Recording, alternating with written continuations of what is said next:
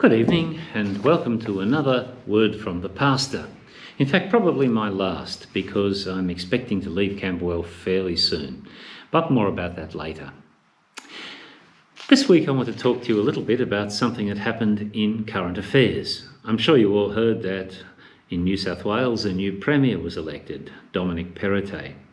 Now, before I say anything else, I should admit that I have a little connection with Dominic. Well, not with him directly, but with his father. His father and I were altar servers together in our church in Wahroonga in Sydney when we were boys. And we were schoolmates together. We were in the same class at school for several years. A fine man, and the whole family, in fact, were very much a part of our parish in Wahroonga.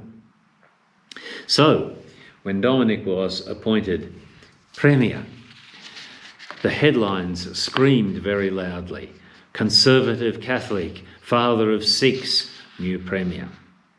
And there was an outpouring of outrage in social media.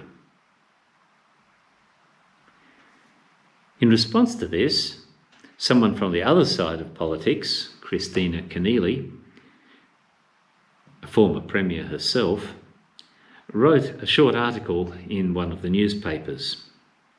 She pointed out that 10 people have held the office of Premier in New South Wales since 1986, when Barry Unsworth was Premier, through to Gladys Berejiklian, and at least 5 of those were Catholics.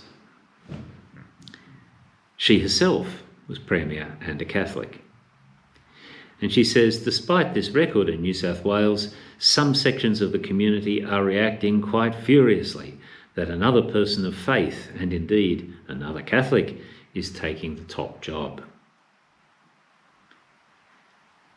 There are still pockets in Australian society, she writes, that strongly oppose people of faith participating in political debates or holding public office. This is just wrong. Belief in God is not, and should never be, a barrier to participating in politics. And she goes on to point out Australia has no official religion. We're a modern, multicultural and multi-faith community. And no one, including Premier Dominic Perrottet, is seriously trying to turn Australia into a theocracy where the rule of law is replaced by the rule of religion.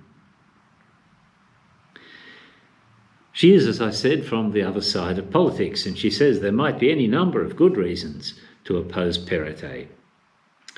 But opposing him because he is a person of faith is not and should not be one of them.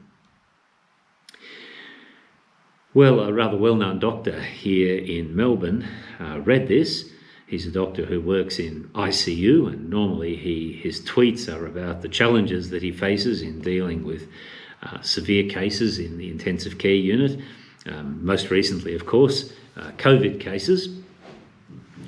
But for a change, he tweeted this article of Kristina Keneally and just commented something to the effect that, by the way, I completely agree with this. Well, he says, he received an outpouring of outrage, abuse, vitriol, such that he couldn't go on to read the comments that were coming into his account. So violent and nasty was the response that he received for daring to say that a Catholic could become Premier. It's a sobering reminder to us of just what sort of a society we are living in. Of course, anti-Catholic feeling has been there for many years in the past. Often in the past it was a matter of Protestant versus Catholic. Now it seems to be a matter of atheists or agnostics against anyone of faith, whether Catholic or Protestant or any other faith for that matter. We need to call this bigotry out for what it is. We shouldn't stand for it. We have a right as Catholics to take our place in the public life of this country, and indeed we all should see it, I think, as a duty as citizens to take an interest in the life of our state and of our country, to vote, not according to tribal loyalties, but according to our conscience and according to our reason for the person whom we think is best. And we should be encouraging our young people to take an interest in politics, even to take an interest in public life, if that's the way that they feel that they're called to go. Catholics have contributed enormously to public life in this country, as Keneally points out. So let's not stand up for bigotry, and let's call it out wherever we find it. Well, that having been said, I've just come to time to say goodbye.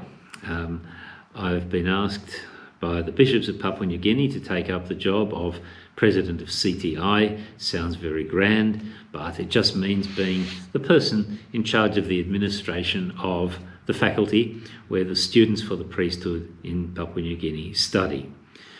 It is, of course, an important job. There are about 120 students there in the faculty, and it's an important job because they are, of course, in many ways vital to the future of the church in Papua New Guinea. As you know, I've been to Papua New Guinea before.